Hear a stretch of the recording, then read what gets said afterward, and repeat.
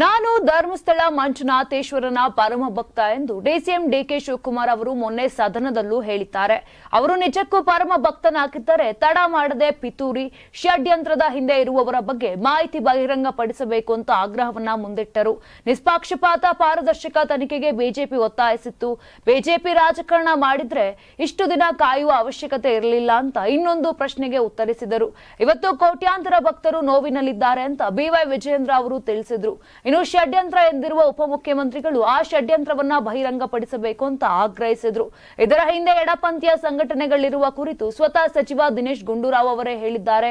ಇದೆಲ್ಲವುಗಳ ಕುರಿತು ಸಮಗ್ರ ತನಿಖೆ ನಡೆಯಲಿ ಅಂತ ಮತ್ತೊಂದು ಪ್ರಶ್ನೆಗೆ ಉತ್ತರವನ್ನ ಕೊಟ್ಟರು. ತನಿಖೆ ಕುರಿತು ಮಧ್ಯಂತರ ವರದಿಯನ್ನು ರಾಜ್ಯ ಸರ್ಕಾರ ಮಂಡಿಸಬೇಕೆಂದು ಸದನದಲ್ಲೂ ಆಗ್ರಹಿಸಿದ್ದೇವೆ ಎಂದು ಗಮನವನ್ನ ಸೆಳೆದ್ರು. ಹುಚ್ಚಾಟ ನಿಲ್ಲಿಸಿ ಅಂತ ಒತ್ತಾಯ ಕೂಡ ಮಾಡಿದ್ರು. ಇನ್ನು ಅಪಪ್ರಚಾರದಿಂದ ನೊಂದಿರುವ ಧರ್ಮಾಧಿಕಾರಿಗಳು ತನಿಖೆ ವಿಚಾರದಲ್ಲಿ ಸಾಮಾಜಿಕ ಜಾಲತಾಣಗಳಲ್ಲಿ ಅಪಪ್ರಚಾರದಿಂದ ಶ್ರೀ ಕ್ಷೇತ್ರದ ಧರ್ಮಾಧಿಕಾರಿಗಳು ನೊಂದಿರುವುದು ಗೊತ್ತಾಗುತ್ತದೆ ಅಂತ ಇನ್ನೊಂದು ಪ್ರಶ್ನೆಗೆ ಉತ್ತರವನ್ನ ಕೊಟ್ಟರು. ಹಿಂದೂ ಧರ್ಮ ಪರಂಪರೆ ಸಂಸ್ಕೃತಿಯನ್ನು ಉಳಿಸುವ ನಿಟ್ಟಿನಲ್ಲಿ ಹಾಗೂ ಶ್ರೀ ಕ್ಷೇತ್ರದ ಅಸಂಖ್ಯಾತ ಭಕ್ತರ ಭಾವನೆಗಳಿಗೆ ಧಕ್ಕೆ ಬರಬಾರದು ಎಂಬುದೇ ನಮ್ಮೆಲ್ಲರ ಮೂಲ ಉದ್ದೇಶ ಅಂತ ನುಡಿದರು. ರಾಜ್ಯದ ಒಬ್ಬ ಜವಾಬ್ದಾರಿ ಸ್ಥಾನದಲ್ಲಿರ್ತಕ್ಕಂಥ ಮಾನ್ಯ ಡಿಕೆ ಶಿವಕುಮಾರ್ ಅವರು ಮೊನ್ನೆ ಸದನದಲ್ಲೂ ಕೂಡ ಹೇಳಿದ್ದಾರೆ. ನಾನು ಕೂಡ ಧರ್ಮಸ್ಥಳದ ಈ ಮಂಜುನಾಥೇಶ್ವರನ ಪರಮ ಭಕ್ತ ಇದ್ದೇನೆ ಅನ್ನೋದನ್ನ ಹೇಳಿದ್ದಾರೆ.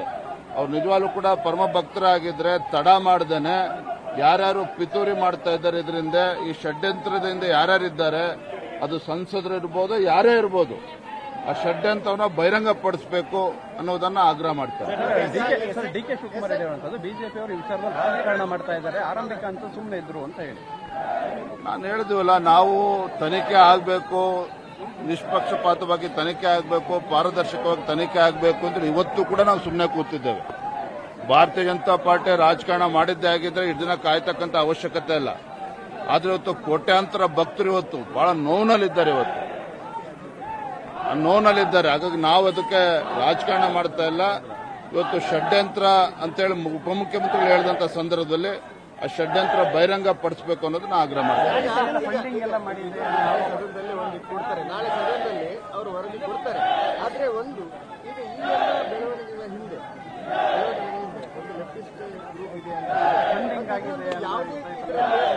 ಸ್ಪಾಟ್ಗಳಲ್ಲಿ ಎಡಪಂಥೀಯ ಸಂಘಟನೆಗಳಿದ್ದಾವೆ ಅಂತೇಳಿ ಸ್ವತಃ ದಿನೇಶ್ ಗುಂಡೂರಾವ್ ಹೇಳಿದ್ದಾರೆ.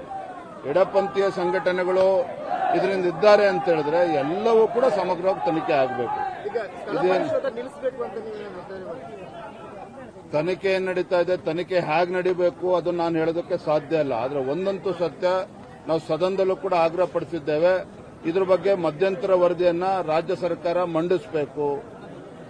ಇದನ್ನ ಹುಚ್ಚಾಟ ಹೀಗೆ ಮುಂದುವರಿದೇನೆ ಇದೆಲ್ಲದಕ್ಕೂ ಕೂಡ ಶೀಘ್ರದಲ್ಲೇ ಇತಿಶ್ರೀ ಹಾಡಬೇಕು.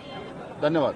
ನಾನು 86 ಕೆಜಿ ಇದ್ದವಳು 71 ಕೆಜಿ ಬಂದಿದ್ದೀನಿ. ವಯಸ್ಸಾದ್ಮೇಲೆ ಎಷ್ಟು ಸ್ಮಾರ್ಟ್ ಆಗಿ ಕಾಣ್ತೀರಾ ಅಂದ್ರೆ ಜಿನ್ನಿ. 126 ಕೆಜಿ ವೇಟ್ ಇದ್ದು ನಾವು ಈಗ 114 ಕೆಜಿ ಲೆಕ್ಕ ಬಂದಿದ್ದೀವಿ. ಯಾವುದೇ ಸೈಡ್ ಎಫೆಕ್ಟ್ ಆಗಿಲ್ಲ. 84ರಿಂದ 50 ಕೆಜಿ ಬಂದೆ. ಆಮೇಲೆ ಸಣ್ಣಗೆ ಫಿಟ್ ಆಗಿದ್ದೀನಿ. ಅದಕ್ಕೆ ನಾನು ಯೂಸ್ ಮಾಡ್ತಾ ಇರೋದು ಜೀನಿ ಸ್ಲಿಮ್.